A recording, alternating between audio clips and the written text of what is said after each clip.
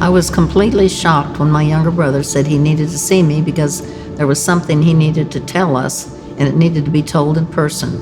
He told us that he was scheduled for open heart surgery in April. He had a calcium test, and this indicated a lot of problems. He told me to go get a calcium test, and I did. After several tests, and learning that I also had blockages that needed quick attention, I met with my cardiac surgeon, Dr. Dolly.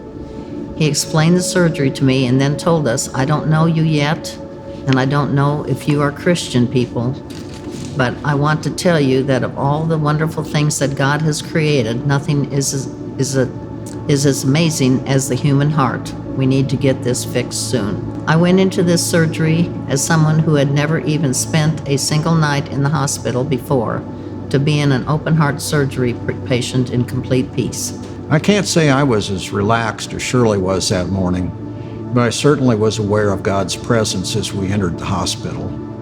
I remember reading an email on my phone in the cath lab about another Northside member, Billy Thompson, going in for heart surgery the same day and thinking, what a coincidence. Everything started out as planned. We were number 2 for Dr. Dolly that day, and Shirley's sister Sharon and I said goodbye to her as we left the cath lab, and she was heading into surgery. It was supposed to take 3 to 4 hours. Sharon and I went to cardiac waiting, and when we opened the door, the room was completely full. I was surprised to see a lot of familiar faces, as there were a lot of Northside people there. And as it turned out, Dr. Dolly had Billy Thompson as for his first patient that day, and Shirley was to be the second. I said hello to a few people, a few church members, and one being Elizabeth Vanderbilt, who is a cardiac nurse. Since the room was crowded, I told Sharon, let's get something to eat while we can. As Sharon and I were leaving the cafeteria, I saw Elizabeth sprinting toward me, saying, "Cliff, Dr. Dolly is looking for you." It was then that I learned that Shirley's surgery was going to be more than just the bypass surgery, but it was also an aortic valve replacement and a reshaping of the heart tissue to accommodate the new valve. As Dr. Dolly said, a very big and complicated surgery. Elizabeth stayed with Sharon and I throughout the afternoon, and we were notified that the surgery was going well. Late in the afternoon, we were told that Shirley was coming off the bypass pump, and this was a tense moment for amateurs like Sharon and I, but Elizabeth was taking everything in stride, and that helped. As time went along, we were becoming more and more anxious as we were not hearing any good news. We're all quietly praying. Elizabeth prayed aloud over Sharon and I.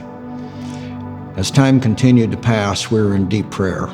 Hours later, we were notified that the doctor is closing, and soon he was in our now very empty waiting room, explaining to us how it went.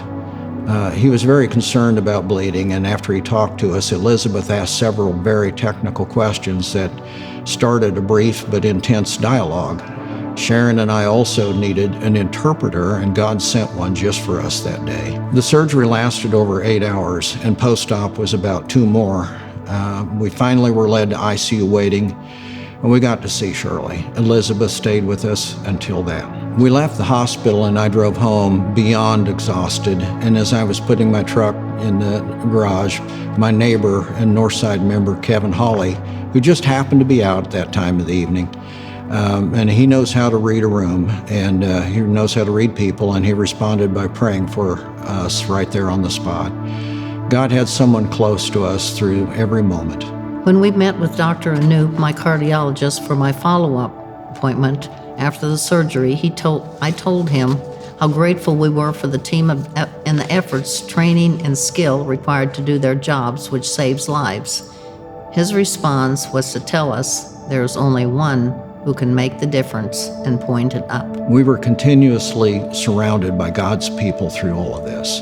We had numerous phone calls, text messages, ICU visits from people from both in our small group and from other Northside members.